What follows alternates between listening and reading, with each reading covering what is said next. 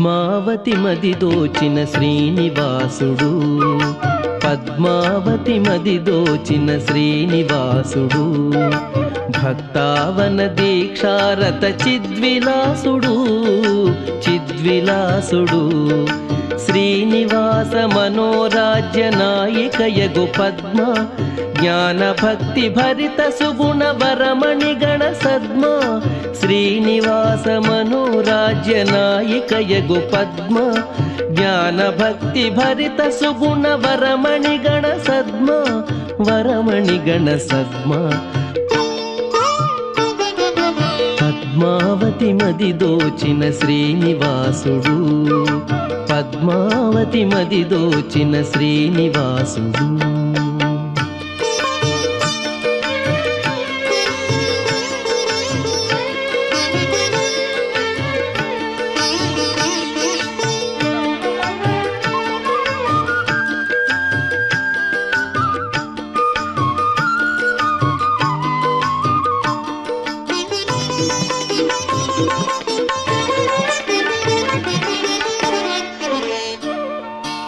ఈ ఇరువురి దాంపత్యము విశ్వానికి శుభకరము, ఈ ఇరువురి వాత్సల్యము భక్తాళికి హితకరము. ఈ ఇరువురి దాంపత్యము విశ్వానికి శుభకరము, ఈ ఇరువురి వాత్సల్యము భక్తాళికి హితకరము, భక్తాళికి హితకరము. పద్మావతి మది దోచిన శ్రీనివాసుడు, పద్మావతి మది దోచిన శ్రీనివాసుడు.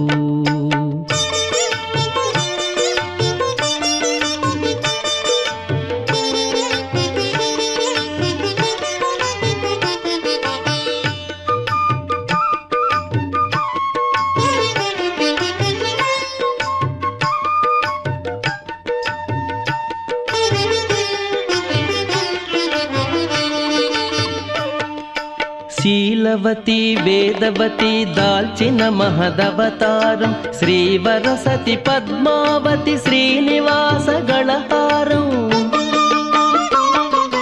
శీలవతి వేదవతి దాల్చిన మహదవతారం, శ్రీవరసతి పద్మావతి శ్రీనివాస గళహారం, శ్రీనివాస గళహారం. పద్మావతి మది దోచిన శ్రీనివాసుడు, పద్మావతి మది దోచిన శ్రీనివాసుడు.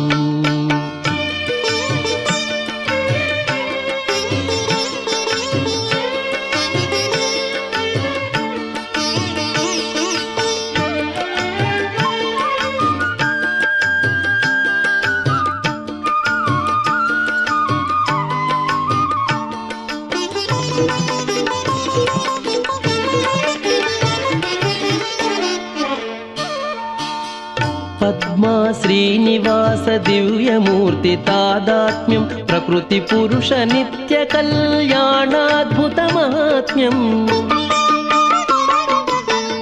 పద్మా శ్రీనివాస దివ్యమూర్తి తాదాత్మ్యం, ప్రకృతి పురుష నిత్య కళ్యాణాద్భుత మహాత్మ్యం, ప్రకృతి పురుష నిత్య కళ్యాణాద్భుత మహాత్మ్యం. పద్మావతి మది దోచిన శ్రీనివాసుడు, భక్తావన దీక్షారత చిద్విలాసుడు, చిద్విలాసుడు. పద్మావతి మది దోచిన శ్రీనివాసుడు, శ్రీనివాసుడు, శ్రీనివాసుడు. పద్మే పద్మావతి దేవి ప్రాచీ సంధ్యా ప్రవర్తతే, ఉత్తిష్ఠ వరదే వంద్యే శ్రీవేంకటపతి ప్రియే. పద్మే పద్మావతి దేవి ప్రాచీ సంధ్యా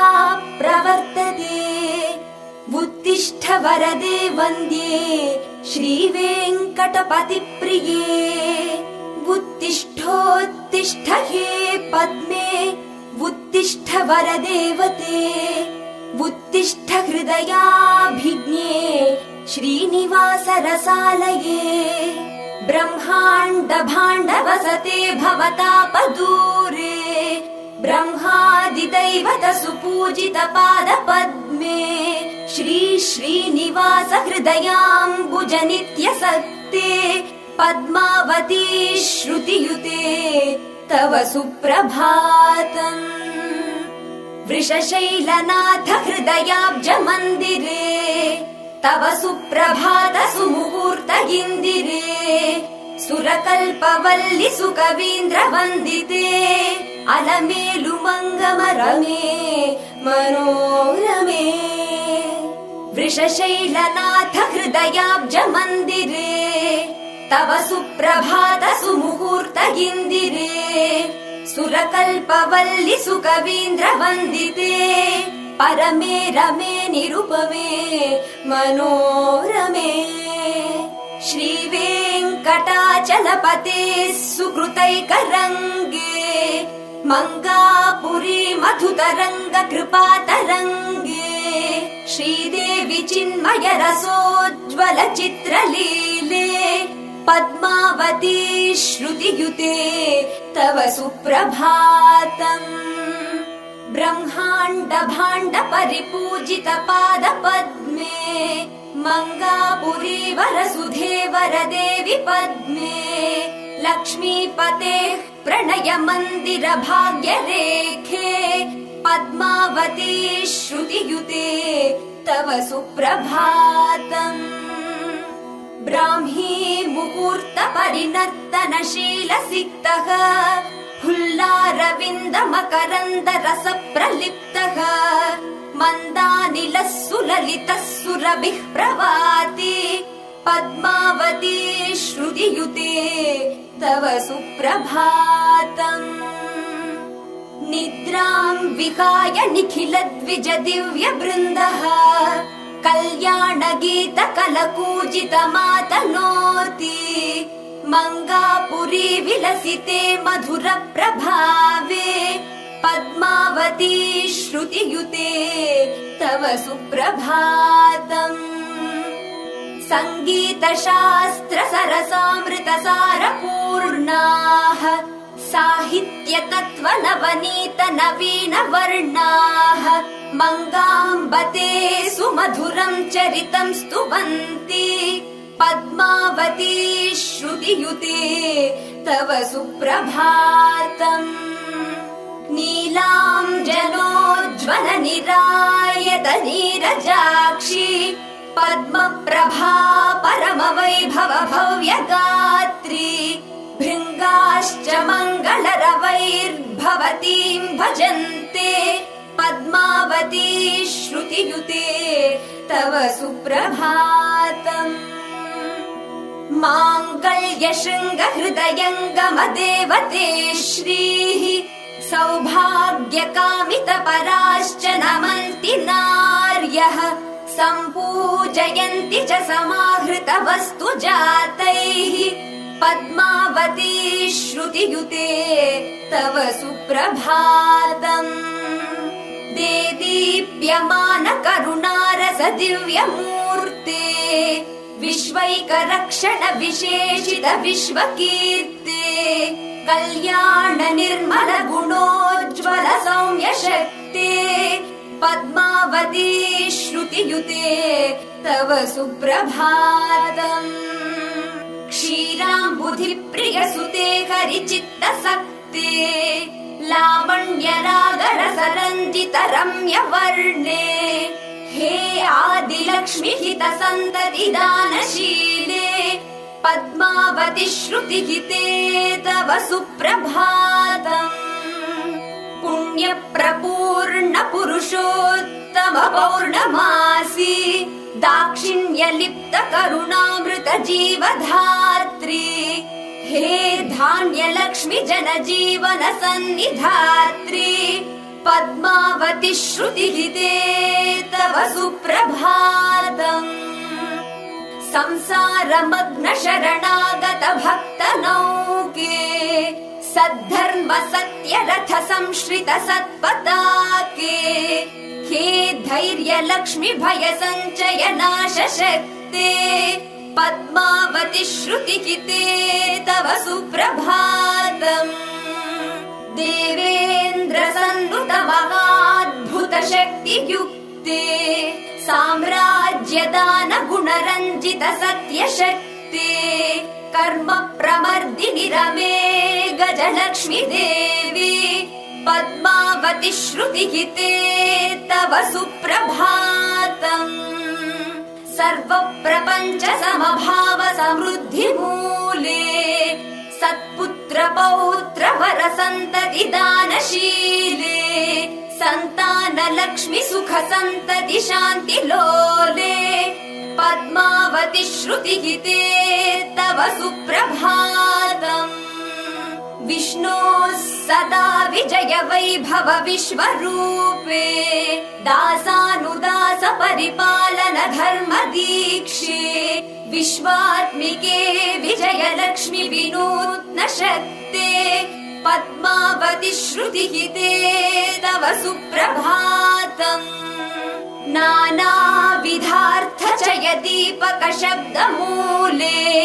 बुद्धिप्रदे भुवन मोहन सूक्तिशीले विद्याख्य लक्ष्मी विबुधेन्द्र विवर्धने श्रीः पद्मावति श्रुतिहिते तव सुप्रभातम् विश्वैकगम्य विभवामृतरम्य रागे सम्पत्प्रदायिनि रमे हरिभाग्य रेखे दाक्षिण्यगात्रि धनलक्ष्मी दयार्द्र नेत्रे पद्मावति श्रुतिहिते तव सुप्रभातम् नित्यं हि निग्रह कथा विमुखे विशुद्धे श्री स्वामी हृद्भृगुपदाहति रोषरूक्षे पुण्याकृते पुरुषकार पृथुस्वरूपे पद्मावति श्रुतिहिते तव सुप्रभातम् पद्मे शुकाख्य पुर पद्म सरोवराब्धेः श्री पञ्चमी शुभ दिने महिते प्रभूते श्री विष्णुदान गुणवर्धन भव्य भाग्ये पद्मावति श्रुतिहिते तव सुप्रभातम् श्री वेङ्कटेश हृदये कृतयोग निद्रे पद्मे स्तुवन्ति पदभक्त वराश्च भद्रे वाञ्छन्ति ते पुरुषकार कृपा कटाक्षम् पद्मावति श्रुतिहिते तव सुप्रभातम् श्री श्रीनिवास हृदयङ्गम सङ्गमेषु प्रत्यक्ष साक्षिषु सुपुष्पित पङ्कजेषु मङ्गापुरे हरियुते त्यज योग निद्राम् पद्मावति श्रुतिहिते तव सुप्रभातम् श्री वेङ्कटेश परिरम्भ सुखं विहाय मातः प्रबुध्य च हरिं मधुरं प्रबोध्य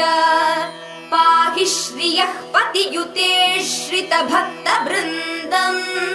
पद्मावति श्रुतिहिते तव सुप्रभातम् दारिद्र्य दुःख विनिवारिणि धर्म रक्ते सन्तोष सागर कृपामृत नित्य सिक्ते मङ्गापुरी जनहिते मधुसूदन श्रीः पद्मावती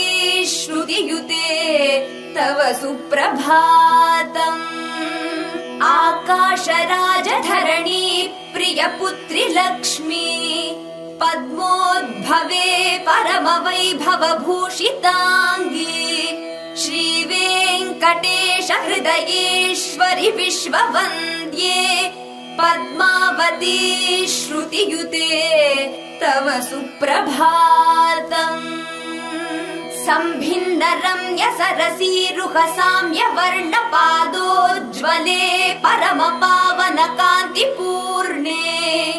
कारुण्य राग रस रञ्जित कामितार्थे पद्मावती श्रुतियुते तव सुप्रभातम् चन्द्रानने मधुर सामृत मन्दहासे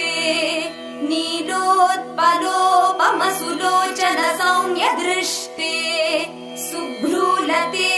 तिलकपुष्पसुनासिके श्रीः पद्मावती श्रुतियुते तव सुप्रभातम्। श्रीलक्ष्मीः मुकुरमुग्धकपोलयुग्मे कर्पूरकान्तिवरदाडिमबीजदन्ते बिम्बाधरे सुरसने मधुमासहासे पद्मावती श्रुतियुते तव सुप्रभातम्। नीरन्ध्रकुन्तल विनिर्मल नीलवेणी सद्रत्नपीठ समवर्णललाटकान्ते आपन्नदीनरव संश्रवणाप्तकर्णे पद्मावती श्रुतियुते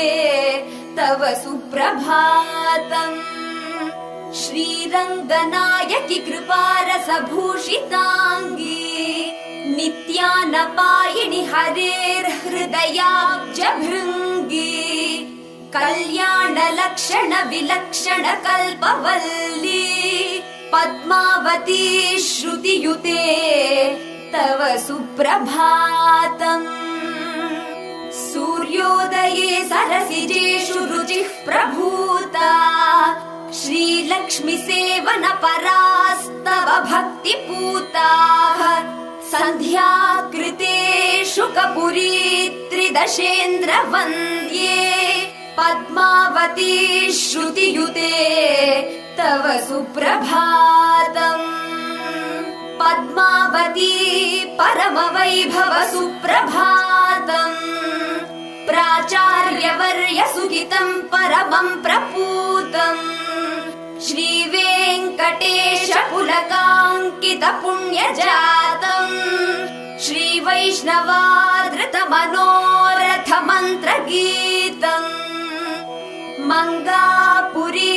परमदैवत सत्वरम्यम् श्रोत्रेन्द्रियोत्सवमयम् विबुधेन्द्रवन्द्यम् पद्मावती सहित वेङ्कटनाथ चित्रम्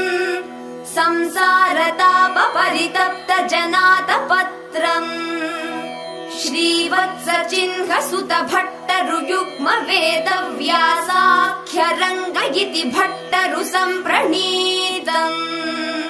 पद्मावती श्रुतियुतम् हि हरिप्रिया सुगीतम् सुविश्वसुहितम् शुभ सुप्रभातम्। श्रीवत्स चिह्न सुत भट्टरुयुग्म वेदव्यासाख्यरङ्ग इति भट्टरु सम्प्रणीतम् पद्मावती श्रुतियुतम् हि हरिप्रिया सुगीतम् सुविश्वसुहितम् शुभ सुप्रभातम्।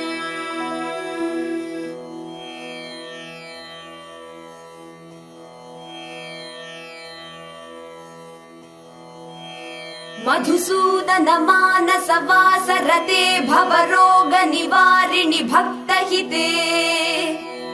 करुणारसवाहिनि कल्पलते परिपाहि सदा परमार्थयुते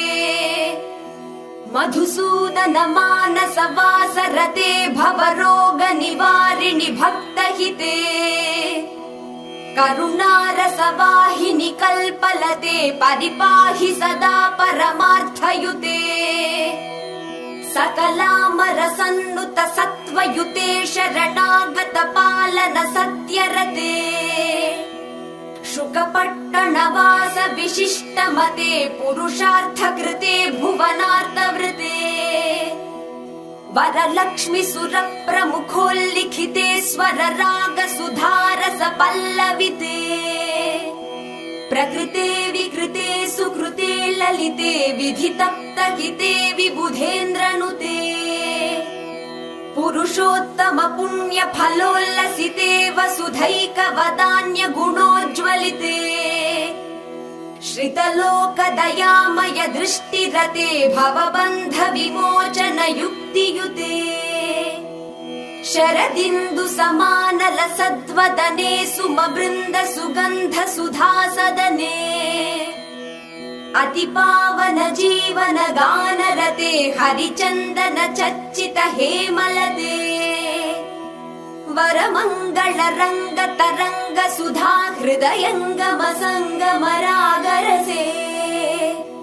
वसुधारिणि रोग निवारिणि हे हरिचित्त विहारिणि पाहि रमे निरुपाधिक नित्य कृपा कलिते शरणागत रक्षण सल्ललिते विबुधोत्तम विष्णु मनोलसिते कमनीय कलामय काव्य कथे कमले विमले कलिकल्पलते कमलासन शङ्कर शक्रनुते वरदे विरमे वरये कलये वरवेङ्कटनायक हृन्निलये सदा सत्यसन्धे चिदानन्द हृद्ये प्रशान्ते त्रिसन्ध्ये रमे विश्ववन्द्ये अहो श्रीनिवास प्रिये सत्यमाये महालक्ष्मि नित्यं भजे देवि पद्मे हरेर्दानशील प्रवृद्धि प्रसिद्धे रमे भावये रम्य लीला विलासे सुरेन्द्रार्चिते चन्द्र सौम्ये वदान्ये प्रकृष्टे प्रशान्ते सदा पाहि पद्मे मंगापुरी महालक्ष्मी महैश्वर्य प्रदे स्वधे त्रिकालज्ञे सदाभिज्ञे रक्ष रक्ष हरिप्रिये मंगापुरी महालक्ष्मी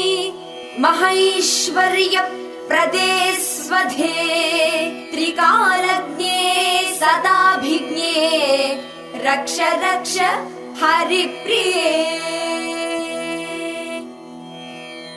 श्रीकुन्तायुध निर्मिते हि हरिणा पद्माभिधे पुष्करे श्रीमद्वादश वर्ष निश्चल तपस्वर्णाम्बुजाराधिते पञ्चम्यां शुभ कार्तिके भृगुदिने श्री शुक्ल पक्षे हरे साक्षात्कारमुपागते भगवति श्रीदेवि पद्मे भजे श्रीकुन्तायुध निर्मिते हि हरिणा पद्माभिधे पुष्करे श्रीमद्वादश वर्ष निश्चल तपस्वर्णाम्बुजाराधिते पञ्चम्यां शुभ कार्तिके भृगुदिने श्री शुक्ल पक्षे हरे साक्षात्कारमुपागते भगवति श्रीदेवि पद्मे भजे हे पद्मे हरिवल्लभे श्रुतिनुते कारुण्य भावाकृते सौम्ये वेङ्कटनाथ चित्त सदने सम्पूर्ण चन्द्रानने ब्रह्मेन्द्रादि सुभक्त वृन्द विनुते ब्रह्माण्ड भाण्डादृते श्रीमङ्गापुर देवते श्रितहिते मां पाहि पद्मालये हे पद्मे हरिवल्लभे श्रुतिनुते कारुण्य भावाकृते सौम्ये वेङ्कटनाथ चित्त सदने सम्पूर्ण चन्द्रानने ब्रह्मेन्द्रादि सुभक्त वृन्द विनुते ब्रह्माण्ड भाण्डादृते श्रीमङ्गापुर देवते श्रितहिते मां पाहि पद्मालये पद्मोपमौ वरगुणौ करुणान्तरङ्ग गङ्गातरङ्ग हृदयङ्गमकान्तिपूरौ प्रेमाकरौ परम पावन भाग्यहारौ पद्मावतीसु चरणौ शरणं प्रपद्ये मञ्जीर रत्न रुचिरञ्जित मञ्जुवर्णौ मन्दार पल्लव समौ महनीय मान्यौ भव्यौ भवाब्धितरणौ वरदौ प्रकृष्टौ पद्मावतीसु चरणौ शरणं प्रपद्ये हृद्यौ सुगन्ध सुकुमार गुण प्रपूर्णौ सौवर्ण सद्मनव पद्म समान वर्णौ मंगापुरी विकरणोज्ज्वल रत्नदीपौ पद्मावती सुचरणौ शरणं प्रपद्ये श्रीवेङ्कटेश हृदयाब्ज विशेष रक्तौ श्री श्रीनिवास परतत्त्व विनूत्न वेदौ वेदान्त वेद्य विभुवैभव भूषितौ द्वौ पद्मावती सुचरणौ शरणं प्रपद्ये सप्ताद्रिनाथ सरसीरुहनेत्र युग्म सन्तोष सन्तति विवर्धन रम्यशीलौ सत्य प्रपञ्चित चराचर विश्ववन्द्यौ पद्मावती सुचरणौ शरणं प्रपद्ये वाचामगोचर महाविभवाभिरामौ वात्सल्य नाम वर सद्गुणवाञ्छितार्थौ आनन्द सागर सुधारस पूर्ण पद्मौ पद्मावती सुचरणौ शरणं प्रपद्ये भक्ति प्रदीप्त वर भक्त नुति प्रवृद्धौ सर्वार्थदान चतुरौ हि जगत् प्रसिद्धौ पुण्य प्रपूर्ण भुवनोत्सव नाट्य वेदौ पद्मावती सुचरणौ शरणं प्रपद्ये सन्ध्यात्रये सकल लोक महाप्रकाशौ कल्याण शृंग करुणामृत कल्प वृक्षौ लावण्य राग ललितौ ललना मनोज्ञौ पद्मावती सुचरणौ शरणं प्रपद्ये वेदान्त शास्त्र विशदीकृत शक्ति सारौ सत्येतिहासदति सेवित सत्त्वहारौ सत्काव्य नाटक समाहित भाव जीवौ पद्मावती सुचरणौ शरणं प्रपद्ये भक्ति प्रपञ्च परिपालन बद्ध दीक्षौ भक्त प्रवक्तृ नव जीवन भाग्य मन्त्रौ चिन्ताहरौ चिरचिदीश्वर चिद्विलासौ पद्मावती सुचरणौ शरणं प्रपद्ये श्री सुन्दरौ श्रित जनावन चित्रसारौ श्री वेङ्कटेश्वर मनोहर चित्तचोरौ सृष्टि स्थिति प्रलय सञ्चय पुण्यशीलौ पद्मावती सुचरणौ शरणं प्रपद्ये पुष्प प्रपूर्ण सुषमावृत रम्य रूपौ विश्वासिनेत्र परिरञ्जित विश्वदीपौ सन्मन्त्र तन्त्र वरनूपुर भव्य भासौ पद्मावती सुचरणौ शरणं प्रपद्ये विश्वासवर्धक विशेष गुण प्रकीर्णौ विश्व प्रकर्ष परिपोषक शक्ति पूर्णौ पुण्याकरौ भुवन मोहन मोहनौ द्वौ पद्मावती सुचरणौ शरणं प्रपद्ये मंगापुरी सतत संगत चन्द्रहासौ संसार तापचय भञ्जक सद्विलासौ पद्मोज्ज्वलौ परतरौ मृदुलौ सुशीलौ पद्मावती सुचरणौ शरणं प्रपद्ये श्रीलक्ष्मी चिन्तित फलामृत दानशीले श्री वेङ्कटेश दयिते श्रित भक्त लोले मंगाम्बहे मधुर मंगल रम्य रंगे वागर्थ सिद्धि वरदे प्रणमामि पद्मे श्रीलक्ष्मी चिन्तित फलामृत दानशीले श्री वेङ्कटेश दयिते श्रित भक्त लोले मंगाम्बहे मधुर मंगल रम्य रंगे वागर्थ सिद्धि वरदे प्रणमामि पद्मे श्रीरङ्गराज करुणा सत्प्रसाद श्रीकूरनाथ सुत भट्टरुवंश जातः श्रीरङ्गभट्टरभितः पददास मध्ये पद्माम्ब पद्मचरणौ शरणं प्रपद्ये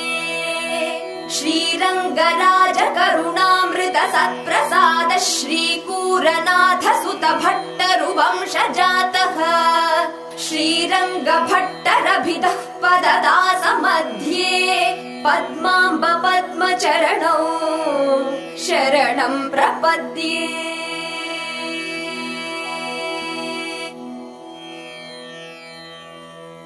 रमे श्रीवेङ्कटाद्रीश हृदये सदये सती पद्मावती महादेवी